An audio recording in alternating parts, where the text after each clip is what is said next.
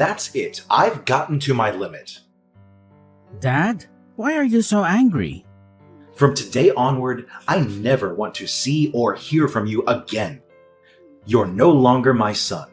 You're dead to me. I cannot have a stain like you on my name. So I'm a stain on your name now, aren't I? And why exactly? Because I took on a few silly tattoos? A few? Your entire body is covered in tattoos, Andrew. Do you know how irresponsible that makes you look? You look like a Loch Ness monster. Maybe you'll tattoo your eyeballs next. Actually, I was kind of considering that too. You see what I'm saying? No remorse whatsoever. You don't even feel remotely sorry for what your irresponsibility has cost me in my company. Remorse? Why? You want me to feel sorry for doing what I love? Why should I do that? You're a worthless son. You know that, right? I've lost a lot of contracts in the past few months because of you. Some of my associates think I'm the father of a hoodlum. One even said I can't handle his job if I can't handle my son. Can you imagine that? So I'm guessing you want to handle me now.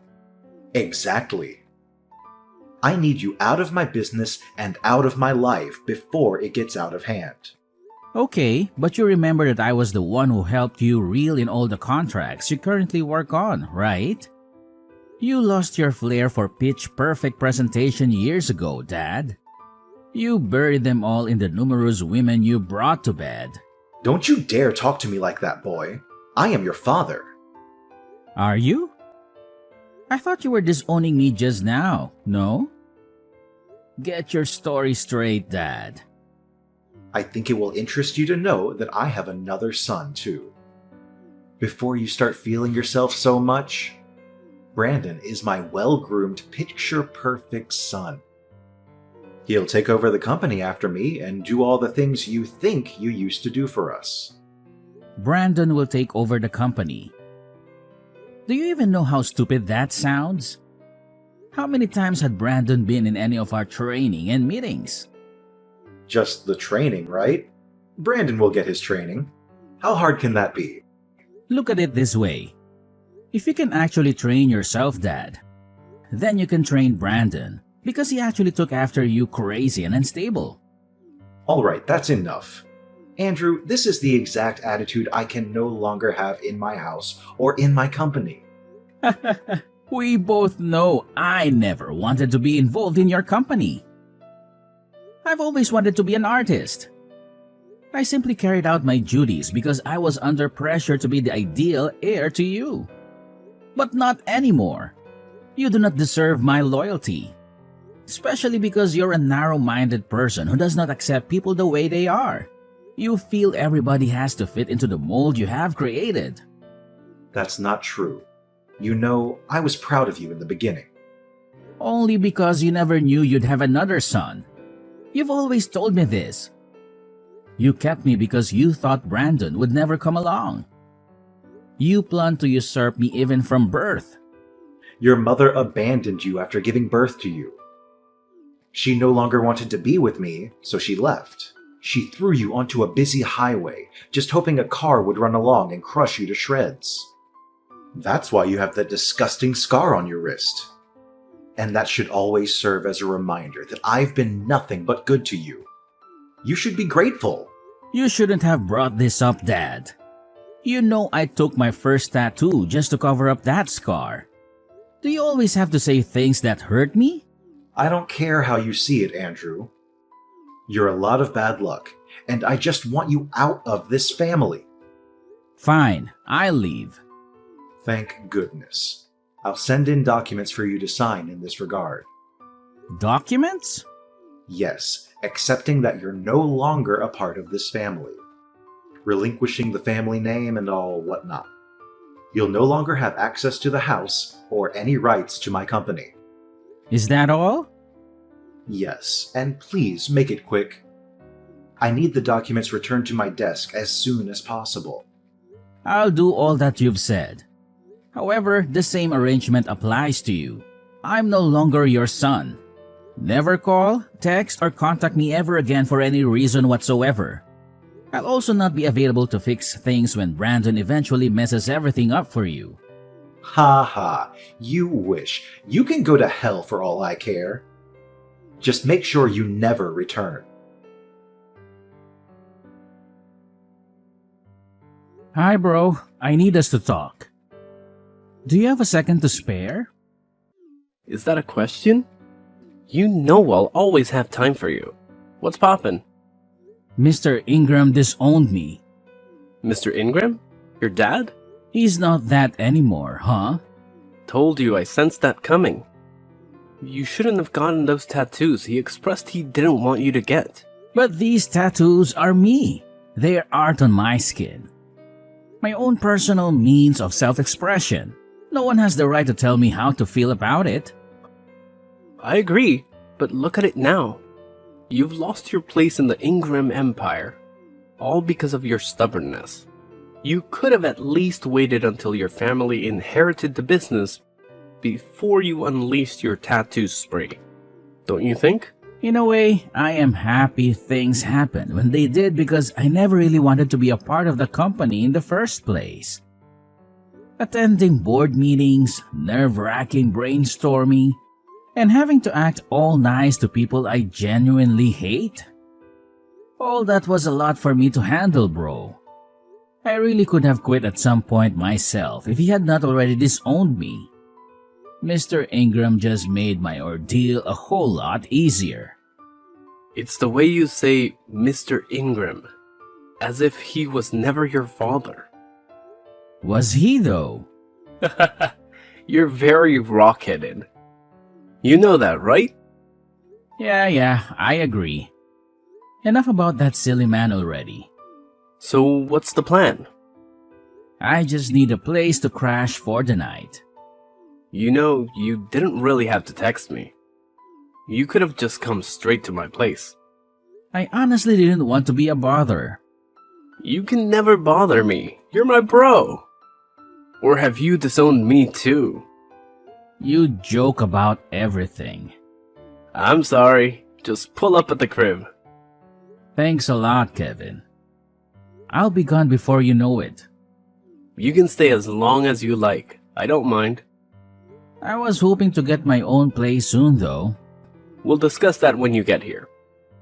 Let's start by getting you off the streets. Thank you so much, bro. You're a lifesaver. It's really nothing. The little things brothers do for each other, right? Yeah.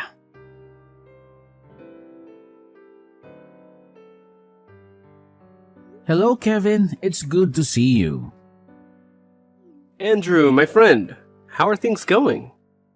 I know it's quite late, but I wanted to express my gratitude for your assistance with my move tonight.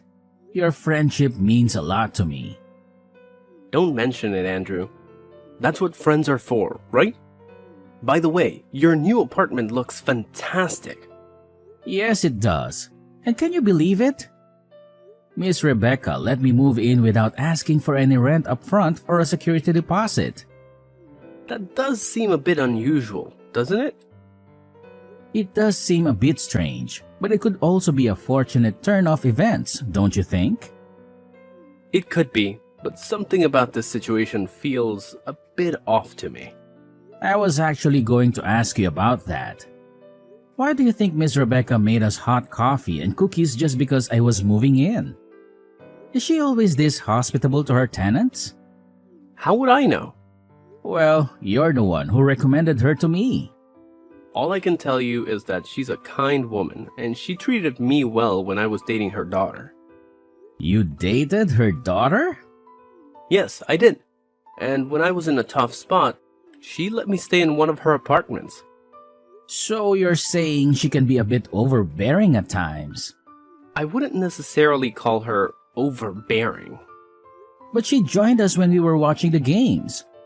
That seemed a bit intrusive to me. Well, you could have asked her to leave if you felt uncomfortable. I didn't want to appear ungrateful. I understand where you're coming from. To be honest, I kind of enjoyed the attention she gave me. Oh, really, Andrew? No, it's not like that. It's just that, for the first time in my life, I felt cared for by a woman. It was almost like having a mother. She's called me numerous times to check on how I'm settling in. It feels like we've known each other for years. For once in my life, I felt loved and appreciated despite all my tattoos and everything else. I get what you're saying, Andrew. But just remember not to get too comfortable with this situation. You don't want things to get complicated between you and your landlady. Oh, look, she's calling me again. At this hour? Do you think she might need something from you? I'm not sure. All I know is that every game has an end. Let's just hope it's not what we're thinking. Yes, let's hope so.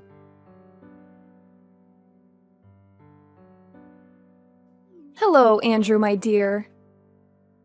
There's something I've been wanting to show you for quite some time now. Here, take a look at this picture.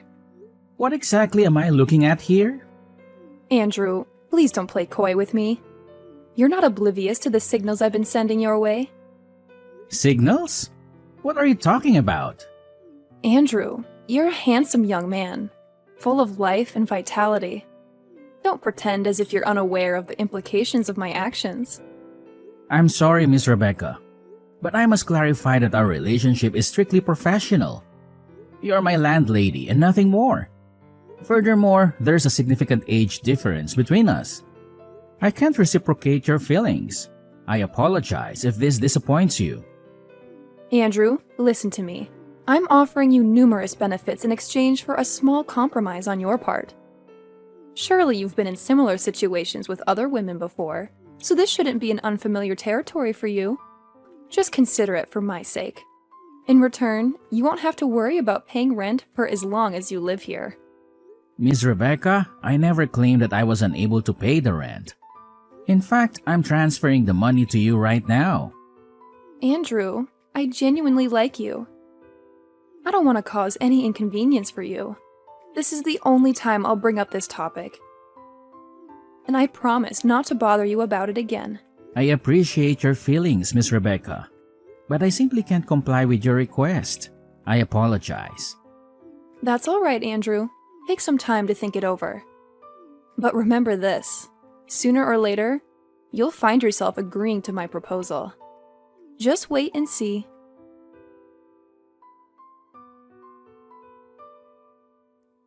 Hello, Andrew. I hope you're doing well. Miss Rebecca, what do you want from me this time? You've been calling me nonstop. I don't want anything from you, Andrew. I just felt the need to apologize to you for my inappropriate behavior. Apologize? For what? For the way I acted earlier. I realize now that it was wrong of me to make advances on you. It's all right, Miss Rebecca. I'm not angry with you, but you should know that everyone in this complex holds you in high regard. You wouldn't want to tarnish that respect by behaving inappropriately. No, of course not. I don't usually behave like that. It's just that, the moment I laid eyes on you, Andrew, I felt an intense attraction towards you. It was as if we had known each other for a lifetime. My initial instinct was to pursue a romantic relationship with you, which is why I was so forward with you. But now I realize that my approach was wrong. You remind me so much of my son. Your son? Yes, my son, King. I lost him when he was just 2 years old. I had to leave his father because I feared for my life, but that decision turned out to be the biggest mistake of my life. When I tried to get him back, his father had already left town with him. The fear of never seeing my son again was haunted me ever since. But when I saw you... I'm sorry. I shouldn't burden you with my sad stories. No, it's okay, Miss Rebecca. We all experience loss at some point in our lives. In fact, I never knew my mother either. My father told me she left us when I was 3 years old. Oh, Andrew. I'm so sorry to hear that. It's all right, Miss Rebecca. Sometimes sharing our tragic experiences with others helps us overcome them. Would you like to continue your story? Well, there isn't much more to tell. We were married for 3 tumultuous years because his father insisted on it. If he hadn't married me... he wouldn't have been appointed as the CEO of his father's company. But more than that, they needed an heir to carry on the family legacy. So after our son was born, Leonard didn't want anything more to do with me. He became violent and made several attempts on my life. Despite everything, I stayed because of our son. But one day it became too much. Did you say Leonard? Yes, Leonard. He was a cruel and wicked man. Pure evil. That day, he wanted me out of his house immediately, but I refused to leave without my son. In his rage, he smashed a wine bottle against the wall and threw it at me. I managed to dodge it, but then my 2-year-old son walked into the room. He got caught in the crossfire, and the flying glass cut his wrist. What? That day was the last time I saw him. After that incident, I ran away, but now I realize that leaving was the biggest mistake of my life. Later on, Leonard remarried and had another son with his new wife. Now, all of these years later, I don't even know if my son is alive or dead. What was your ex-husband's full name? His name was Leonard Ingram. Mom? What? Did you just call me Mom? No, my name is Andrew, not King. But why did you call me Mom? Because your story matches mine exactly. And this cut on my wrist. Can you show it to me? Alright, here's a picture of it. You might not be able to see it clearly because I've covered it up with tattoos over the years. Is this your left hand? Yes. Yes, it is. You are my son, King! That evil man must have changed your name. Your real name is King. King Leonard Ingram. All these years I've been searching for you, Mom. He told me you were dead. Oh, King, my sweet boy. Please come over to my apartment right now. I need to see you.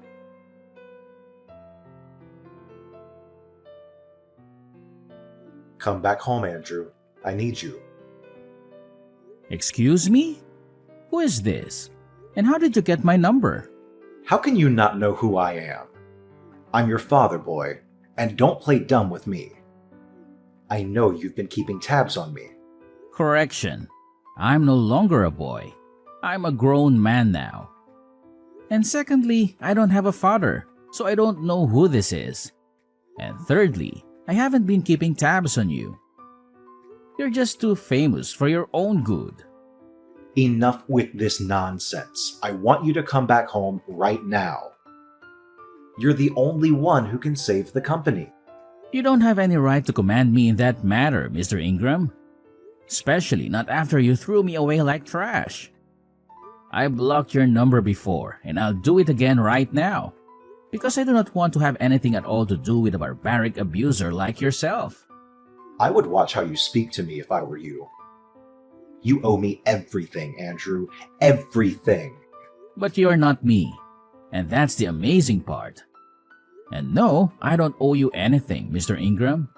As a matter of fact, you owe me an apology for all the years of pain and suffering you caused me. I really didn't go through the trouble of getting a new line and searching for your contact just to banter words with you. Just come home and fix things. The company is on the verge of collapse, and you're the only one who can turn things around. Face your wrath? What can you even do? I heard you're old and sickly now. If I begin to run, you cannot even chase me. Of what good are you then? So you've been keeping tabs on me. You're still a celebrity. And even though I honestly don't know why a heartless person like you should be among the elite, it doesn't change the fact that you are.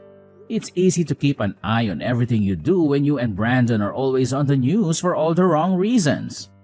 So at least you know that the company is sinking into the ground. Not that I didn't warn you from the onset. What do you mean by that? I told you that Brandon was not the best person to run the company. But you never listened. You let go of your key to generational success simply because of your narrow-minded ideas. P.S. The key was me. Okay, fine. You've won, okay? Brandon was the worst choice of my life. He kept stealing money from the company's purse to give to his several girlfriends and mistresses. Meanwhile, he told me he was making investments. And because you love your son so much, you didn't care to make sure he was doing what he said he was. How crazy can you get? Just come home and fix things. We signed an agreement, didn't we, Dad? 5 years ago? No? We agreed that I don't have any right to take any action as your son, and neither am I allowed to take up any position in your company. You also issued a police restriction order forbidding me from being found, even as little as 5 feet away from any of your properties. I made those rules, Andrew. I can break them.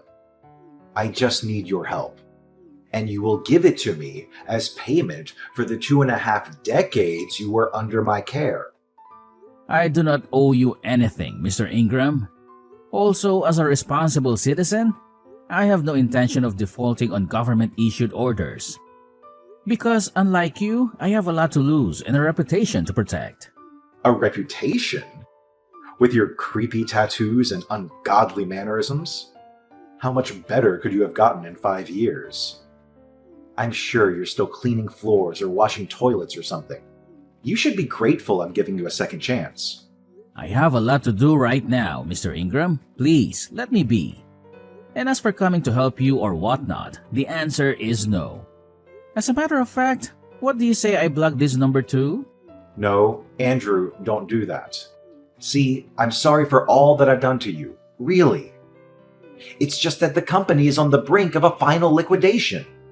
It's either this or someone else who buys up my business. Something I've worked so hard for. So, has any company come to buy it up? Some guys, RNA Group. They're so strong and they have a lot of money. If I don't do anything quickly, they'll take over everything in a snap. I can't watch that happen. But I'm too weak to do anything right now. I need your help, Andrew. Please. I'm sorry, Mr. Ingram, but I cannot be of any help to you at this moment. You're so ungrateful. I've always known you're a weakling, a failure. I've always known you would be my downfall. A disgrace to this family. Why can you not help me, even after I've begged and apologized? I cannot help you because I am the CEO of RNA Group. What? I founded the company after you disowned me. And for your information, RNA is an acronym for Rebecca and Andrew. Rebecca? My ex-wife, Rebecca? Yes, I found her. And she told me the actual truth about the wicked and evil way you treated her when you were both married. You're such an opportunist, and you don't even deserve to own IG Corporation or any other company for that matter. But you said you never wanted to be part of my company. You wanted to be an artist. Consider this my payback for treating my mother like trash all those years ago. You'll eat the dust you fed her with. You have my word. And by the way, my name is King. And I'm back to rule over all that is mine.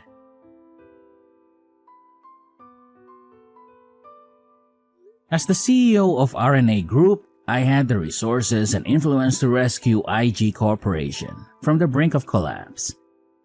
However, I had no intention of simply bailing out my father's sinking ship with a generous donation.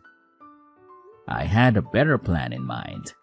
I negotiated a merger between the two companies, proposing that my mother, Rebecca, be appointed as co-CEO alongside me.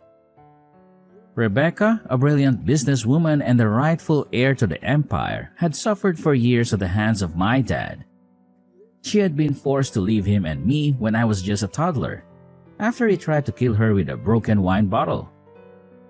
The board members, eager to save their company, quickly rallied behind the idea.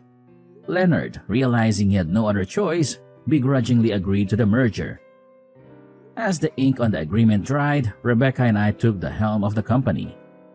Together, we breathed new life into IG Corporation. My innovative ideas and my mom's strategic vision revitalized the once faltering empire in a surprising turn of events. We introduced new products and services, expanded our market share, and improved our customer satisfaction. My unconventional appearance and tattoos became symbols of creativity and resilience. In the end, Leonard and Brandon were ousted from the company and their family home, ultimately turning the tables and returning Leonard to a life of retribution and regret. He had lost everything he had worked so hard for, while I had gained everything he had taken away from me. Oh, sweet revenge.